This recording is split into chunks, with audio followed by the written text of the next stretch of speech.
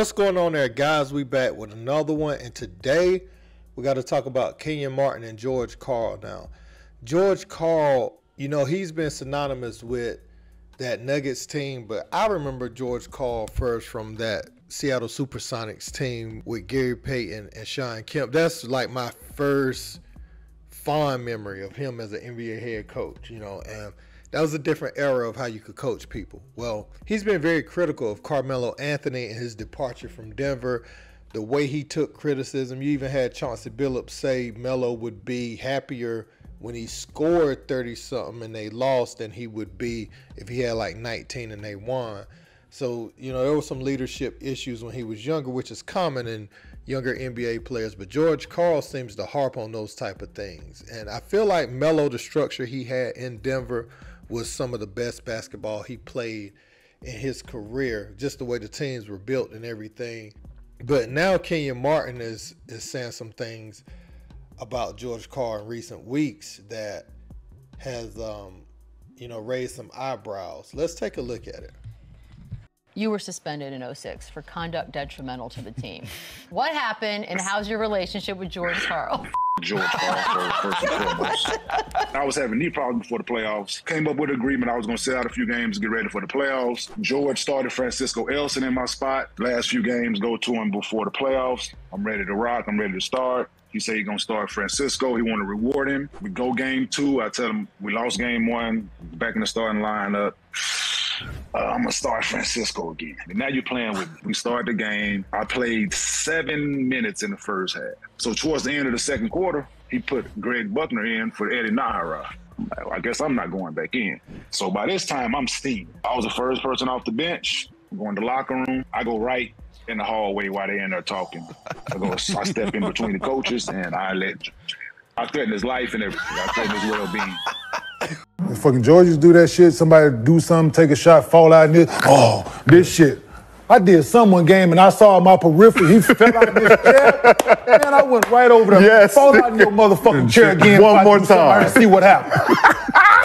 Yo, man, I went right over there. Man, what the fuck? Yeah, man, no. I seen it in my peripheral. Yo, nigga, did you just fall out? Man, listen, dog. So, man, we were playing the game. He in that joint talking about, Danielle Marsh had a tip to win the game. He missed. I had 17 rebounds. Eddie had like 13 or whatever. He coming out, Marks came, of course, he's number 1, 2 in the league in rebounds. MC don't play that game. I had 17 of them bitches. You coming out, we not men, we not tough, we don't rebound the ball. Who the fuck you talking to? You talking to me? No, Eddie, and you should be pissed too. And I'm going off. And then go, big fella, when you coming back? No. No. That's the type of shit. He said that shit. Hey, big fella, when you coming back? Yeah. I lose it, man. That mean he didn't like you, though. I that just mean he didn't like lose it. You. Yeah, that's fuck shit. Of course, I go, he come try to talk, we had the day off, whatever, come try to talk the next day at practice. I go over there, stand next to the gym. He come over, think it's going to be sweet again. Didn't you hear what the guy just told you, dog? Man. Fuck away from me. I ain't got shit to say to you, dog. I'm saying? Like, that's the type of shit, I'm saying? Like, you poking at a nigga. Like, my knee bothered me, shooting around. Oh, you gonna go today? No, I'm gonna wait till tonight, man. My knee bothers me. I'm gonna walk through the plays, but I ain't gonna go up and down right now. My knee bothers me. Go now and we'll figure tonight out. What? Yeah, that's him. That's him. That's him. That's him. You better get your ass away from me, man. Like, this is so people wonder, like, no. So therefore, my knee bothers me, I'm not finna work extra in here, man. Not. To go play for you, I'm gonna do my job, but I'm gonna do the stuff that I need to do to stop you, nigga. So, guys, George Karl actually responded to this, and he said, "Hey, at Kenyon Martin Sr., let's find some love, my guy. You keep telling angry stories from 15 years ago. How can I help you find peace and happiness? Give me a call."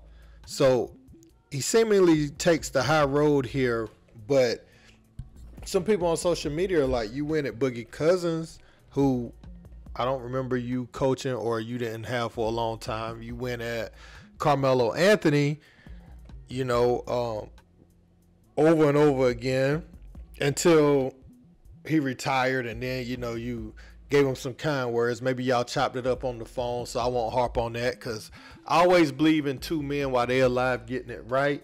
and so maybe y'all did. But like we looked at you though with Carmelo Anthony. I kind of viewed it from the outside looking in, like Larry Brown's, to Allen Iverson, Larry Brown to AI, where what he was telling you was good for you, and you played your best under that structure. It was, y'all had a nip and tuck. Y'all were going at it. Y'all always had issues with each other, but the product, the basketball, was really good. Because I feel like they could have got over that Lakers hump if Melo was bought in completely and continued to mature. But I feel like what Kenyon is saying, like, you do have those coaches that pick on players, and sometimes it can be because they expect more out of you. They want to see how you'll respond as a leader to tough coaching, or the standard always being higher for you. Now, one could argue that he looked at Kenyon Martin as an anchor. So Kenyon Martin's effort, Kenyon Martin's presence on the floor erased a lot of stuff defensively. You got to remember, Kenyon Martin was a person that if he switched off and he got on a talented 2 or a talented point guard, he kind of had the lateral quickness and some different things to a 6'10" to be disruptive, and he could guard the 4s, the 5s, the 3s. So defensively, like, he was really one of those people who you would see guarding 1 through 5. They like to use that loosely in today's game, but back then there were true 5s around the board, and he was one of them ones that could do that. But having him go when his knee was inflamed like that was messed up. I could see where Kenyon's coming from, because in a player's mind, you trying to end my career in the short term. I'm trying to look and see how many more deals I can get, because if I can't jump at all, I can't make more money off of basketball. And that's what it's about at the end of the day. From George Karl perspective, he's from that era where somebody on that Sonics team would have went up and down and with their ankle super swollen, knee messed up, they would have just tried to give it all they had. And I think he was employing those tactics with a team that, they weren't receptive to that. It started being a little more money in basketball back then. The money had increased drastically from that time frame to over the next 10 years or 11 years that we talking about from the time he was coaching the Sonics. The money was too different, man. So looking at it, I definitely see where Kenyon Martin's coming from. It's obviously something that bothered him. Having Francisco Elson starting over him, that's one that he really not feeling, because he mentions that several times, and I can't say that I blame him too much for that. Kenyon, Nene, Melo, who was the 2? Aaron Aflalo was the 2 for some of that time, and at one point in time it was Andre Miller, but then later it came Chauncey Billups on that Nuggets team. So, like, looking back at the Nuggets, man, when you put that lineup out there, I think that was formidable enough. And you got Chris Anderson coming off the bench. You had a chance to potentially win a championship. I'm saying, man, if Melo would have hung in there with Denver and they would have kept that group together, made some changes here or there, I feel like they could have eventually gotten over the hump.